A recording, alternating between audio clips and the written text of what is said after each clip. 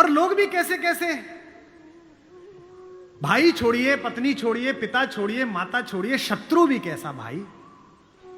इस कहानी का तो विलेन भी कितना खूबसूरत है, कितना कमाल का विलेन है। उत्तम कुल पुलस्त मुनि नाती, पुलस्त का नाती है भगवान शंकर का अनन्य भक्त, दशग्रीव। 10 सिर नहीं है उसके, ये सम्मित है, ये जो रामलीला में लगा देते हैं। 10 दिमागों के बराबर का आईक्यू है। जिसके ऊपर 10 सिरों की कृपा चलती हो, 10 काम एक साथ करता हो, 10 तरह से सोचता हो, उसका नाम दशानन है। 10 सिर वाला है वो। 9 ग्रह उसके चरणों में लेटे हुए हैं। शनि के ऊपर तो पैर रखे बैठा है। फिर भी राम से हार गया। क्यों हार गया? कारण बताता हूं। राम इच्छाओं से मुक्त हैं और रावण इच्छाओं के पाश में बंधा हुआ।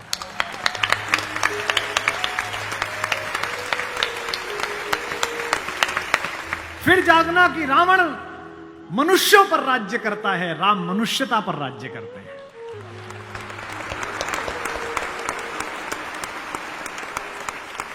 आपको पता है कि जब भगवान ने युद्ध शुरू किया तो पूजा की।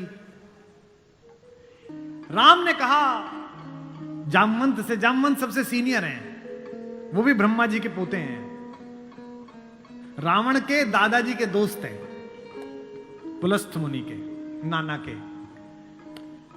कहा कि प्रभु महाराज जामवंत जी, मैं युद्ध करने जा रहा हूं, उससे पहले मैं पूजा करना चाहता हूं।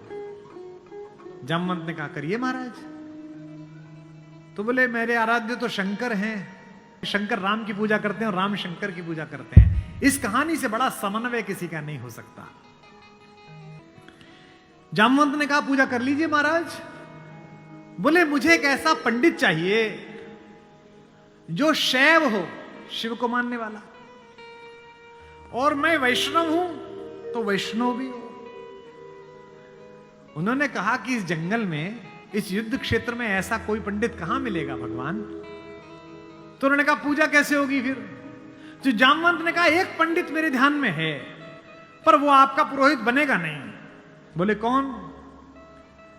बोले पुलस्थ मुनि का नाथी महारथी रावण, वो शिव का भक्त है और वैष्णव भी है, उससे करा लीजिए। सोचिए जिसको हराने जा रहे हैं उससे पूजा।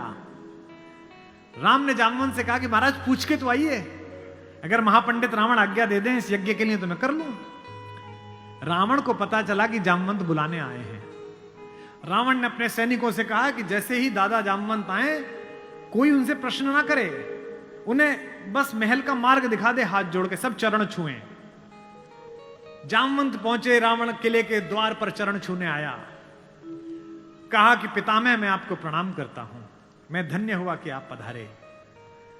जामवंत ने कहा कि मैं बहुत प्रसन्न हुआ तुम्हारी अतिथि सेवा देखकर। बिठाया, पूछा कैसे आए हैं? जामवंत ने कहा मैं एक इच्छा लेकर तुम्हारे पास आया हूं। एक मेरे साथ 2 जजमान हैं, वो एक यज्ञ करना चाहते हैं युद्ध शुरू करने के लिए। उन्हें एक ऐसे पंडित की आवश्यकता है जो शैव भी हो और वैष्णव भी। तुमसे अधिक गुणी व्यक्ति तो पृथ्वी पर नहीं है, क्या उनका पुरोहित बन सकोगे? क्या पूछा रावण ने? पहला क्या करैक्टर है, वाह। रावण ने कहा जहां तक मुझे सूचना है, आपके दोनों यजमान अयोध्या के निर्वासित राजकुमार राम और लक्ष्मण तो नहीं है? जामवंत ने कहा हां दशशीष, वे ही दोनों हैं, क्या आप स्वीकार करेंगे? उसने हां ना नहीं करी। फिर बोला क्या उनके यज्ञ का उद्देश्य लंका विजय? जामवंत ने कहा हां उनका यही उद्देश्य है, क्या आप स्वीकार करेंगे? उसने कहा मैं तो जिज्ञासा के लिए पूछ रहा था, अन्यथा द्वार पर आकर किसी पंडित से कोई यज्ञ के लिए कहे, अस्वीकार करना उसका धर्म ही नहीं है। मैं आपके साथ चलूंगा और उनका यज्ञ कराऊंगा।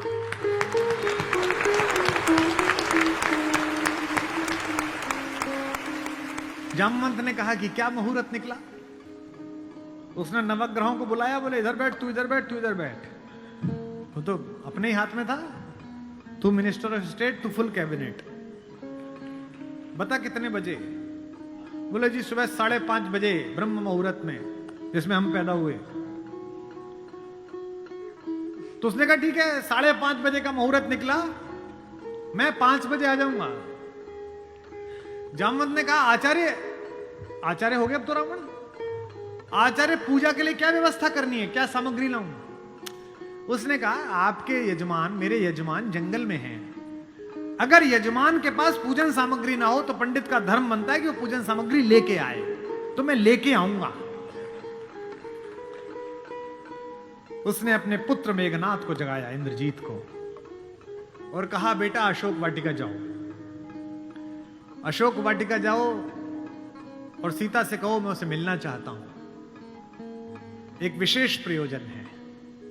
थोड़ी देर बाद खुद पहुंचा और कहा सीते, तुम्हारा पति राम लंका विजय का यज्ञ कर रहा है, उसके पास पुरोहित नहीं है, कल सुबह मैं उसका पुरोहित बनूंगा, लेकिन एक विवाहित व्यक्ति की पूजा अधूरी है अगर उसकी पत्नी उसके पार्श्व में ना बैठे। क्योंकि तुम उसकी पत्नी हो, तो सुबह ये इंद्रजीत रथ लेकर आएगा, तुम स्नान करके नया वस्त्र पहनकर इस रथ में बैठ जाना, क्योंकि मेरे यजमान की पूजा पूर्ण होनी चाहिए, मैं अपूर्ण पूजा का पुरोहित नहीं हूं। और कहा कि तुम्हारी लंका से मुक्ति केवल पूजा तक की है, पूजा होते ही उठना और इसी रथ में वापस बैठकर अशोक वाटिका में आ जाना। क्या तो सीता, क्या राम और क्या रावण, क्या कहानी है ये। सुबह यही हुआ, शिवलिंग की स्थापना हुई, बालुका की मृत्यु से एक विग्रह बनाया राम ने अपने ओजस्वी हाथों से। राम आजानुबाहु हैं, घुटने तक हाथ आते हैं उनके, ये पुरुषोत्तम का लक्षण है। महाराणा कुंभा वे भी आजानुबाहु थे। कभी कुंभलगढ़ के किले में जाइए, 3 फीट का शिवलिंग है, नीचे बैठ के अपने ही हाथ से लोटे से रुद्राभिषेक करते थे बिना उठे। वे भी सूर्यवंशी थे, राम आजानुबाहु थे। उन्होंने अपने बड़े बड़े हाथों से शिवलिंग तैयार करा, धोती पहने हुए, तिलक लगाए हुए तेजस्वी रावण पहुंचा। राम और लक्ष्मण ने आसन से खड़े होकर अपने पुरोहित को प्रणाम करा।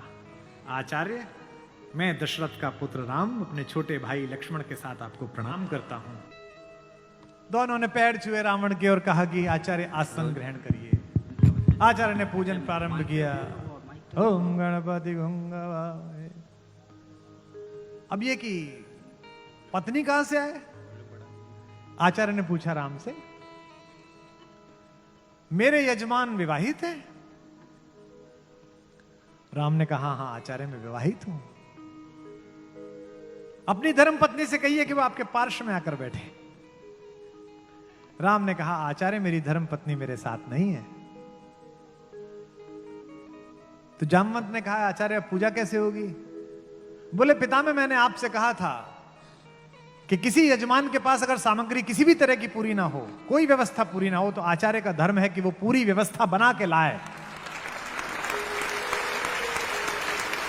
बेटा इंद्रजीत, यजमान की पत्नी को उनके पार्श्व में स्थापित करो। अपहरण गई हुई मां हमारी जगत जननी भारतेश्वरी पार्श्व में बैठी। पूजन प्रारंभ हुआ, सारी अर्चना हुई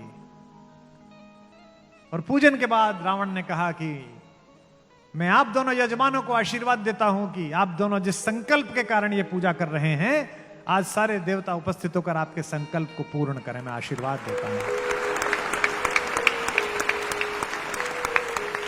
हमारे गांव में गीत गाया जाता था, बना पुरोहित रामचंद्र का जय का वर दे आया। जब चलने लगे तो राम ने पूछा, बोले आचार्य दक्षिणा? तो आचार्य हंसा। बोला त्रैलोक्य की संपदा आपके आचार्य के पास है, कुबेर का रथ आपके आचार्य के पास है, ऐसे में मेरा वनवासी मुझे क्या दक्षिणा देगा मेरा यजमान? तो राम ने कहा कि मैं रघुवंशी हूं, दक्षिणा के बिना पूजा कराना मेरे लिए निष्फल हो जाएगा, आप दक्षिणा तो मांगिए। तो रावण ने कहा कि मैं आपसे समय पर दक्षिणा मांग लूंगा। राम ने कहा उस समय में देने योग्य बचा या ना बचा? आचार्य बता तो दीजिए कि दक्षिणा क्या है। आचार्य ने दक्षिणा मांगी, उस पर रावण को भी राम की तरफ से प्रेम भेजा जा सकता है। आचार्य ने कहा मेरी दक्षिणा यही है कि आचार्य का जब अंतिम समय आए तब दोनों यजमान मेरे सामने उपस्थित रहें। एक अंतर समझ लेना राम और रावण में। आप ढूंढना आपके अंदर रावण है कि राम है। राम के पास जो है वो पर्याप्त है और रावण को जो प्राप्त है वो पर्याप्त नहीं है। रावण के पास पंचकन्याओं में पूजित हमारे मेरठ की पंचकन्याओं में सबसे सुंदर स्त्री मंदोदरी जैसी सती मां उनकी पत्नी है, लेकिन उसके बाद भी जंगल में घूमते हुए एक तपस्वी की वलकल पहने हुए युवती को अपनी रानी बनाना चाहता है। लेकिन युद्ध के आखिरी दिन जब रावण पड़ा हुआ है, नीचे निश्चेष्ट उसका शव पड़ा हुआ है, तो मंदोदरी ने विलाप करने के बाद पूछा वो कहां गया जिसने इसे मारा? लोगों ने कहा वहां बैठा। समुद्र के किनारे शाम ढल रही है, सूरज डूबने वाला है और रघुवंशी राम उदास एक पत्थर पर बैठे हुए कि इतना रक्तपात क्यों हुआ, दुखी है राम लाशों को देखकर। मंदोदरी गई, कमांडो खड़े हुए हैं उनको रोकने के लिए, लेकिन देखा कि माता मंदोदरी आ रही तो पुलिस वाले हट गए, वानर हट गए, पीछे से पहुंची। चिंताग्रस्त राम ने अचानक एक स्त्री की छाया देखी जो पैर के आसपास आ रही है। राम सचेत होकर उठे और पलटकर कहा कि देवी मैं आपको प्रणाम करता हूं, इस निर्जन रण क्षेत्र में आप कौन हैं? मंदोदरी ने कहा हे राम, मैं रावण की दुर्भाग्यशाली पत्नी मंदोदरी हूं। राम ने कहा मां मैं आपसे क्षमा चाहता हूं, आपका पति बड़ा तेजस्वी था, महाज्ञानी था, उच्च कुल में पैदा हुआ था, ब्रह्मा का वंशज था, लेकिन उसने अनीति की थी इसलिए मुझे उसको मारना पड़ा। मैं आपके इस शोक के लिए क्षमा चाहता हूं। मंदोदरी ने कहा मैं इसलिए नहीं आई कि मैं तुम्हें कोसूं। राम ने पूछा फिर किस लिए आई मां? मंदोदरी ने कहा मैं देखने आई थी कि जिसने पूरी दुनिया पराजित कर दी, जिसने तेरे पूर्वज मानधाता तक को स्वर्ग में जाके चुनौती दे दी, जो कुबेर को कालर से पकड़ के नीचे ले आया, उस महापराक्रमी को हराया किसने? ऐसा उसमें क्या है जो मेरे पति में नहीं था? तो राम ने पूछा कि मां आपको पता चला क्या है? बोले हां पता चल गया, आने से पहले ही पता चल गया। राम ने पूछा क्या अंतर है? बोले राम एक मेरा पति था जो मेरी जैसी सुदर्शना होते हुए भी तेरी पत्नी चाहता था, एक तू है कि पीठ पर से भी पर स्त्री की छाया पड़ी है तो उठकर खड़ा हो गया है, ये उसमें तुझ में अंतर है।